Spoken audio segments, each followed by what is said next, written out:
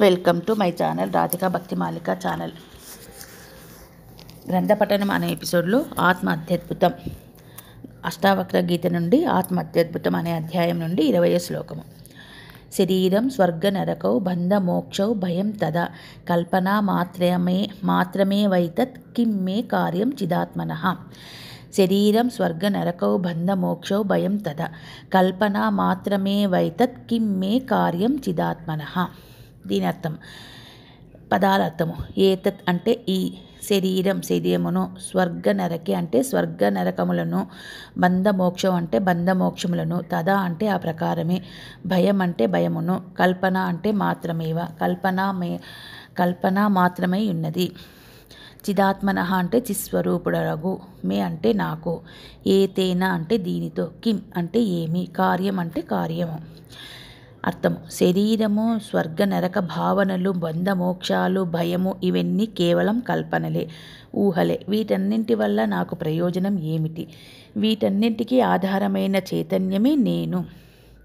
క్రిందటి శ్లోకంలో జ్ఞాని దేనిని కోరవలసిన అవసరం లేదని, దేనిని ఊహించడని స్పష్టం చేసిన జనకుడు ఈ శ్లోకంలో సామాన్యంగా మతపరంగాను వేదాంతంలోనూ సాధకుడు ఆలోచించే వాటి గురించి చెప్తున్నారు.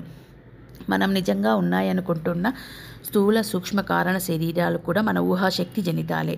వాటి క్షేత్రాలలో అవి అనుభవాలని, ఆందోళన, ఆలోచనలని ఊహిస్తూ కల్పిస్తూ ఉంటాయి. ఇవన్నీ కలిసి అహంకారంగా గుర్తింపబడతాయి. ఈ అన్ని ఊహలకు, కల్పనలకు మూలమైన చైతన్యమే తానైనప్పుడు ఆ స్థితిలో వీటన్నింటికీ ఉనికి ఉండదు. వ్యవహారిక జగత్తులో వ్యవహరిస్తున్నంతసేపు జీవుడు తనకు తెలిసిన అనుభవాల దృష్ట్యా ఆనందానుభవపూర్ణమైనది స్వర్గమని, బాధామయమైనది నరకమని ఊహిస్తుంటాడు. తనదైన శరీరంలో తాను బంధింపబడి ఉన్నాననుకుంటాడు.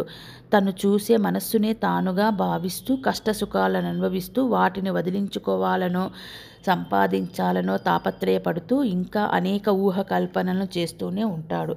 వీటితో భయపడతాడు, బాధపడతాడు, భరించలేననుకుంటాడు. నిజానికి ఇవన్నీ మనఃకల్పితాలే.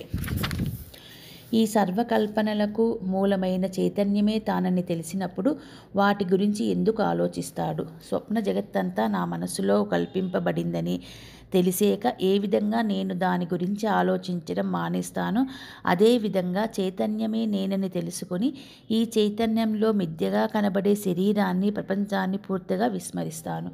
ఈ ప్రపంచము కష్టసుఖాలు, ఆకర్షణలు నన్ను బాధించవు అని జ్ఞాని అయిన జనకుడు అంటున్నారు. జ్ఞాని సదా శాంతంగా తన స్వస్థితిలో నిశ్చలంగా ఉంటాడు.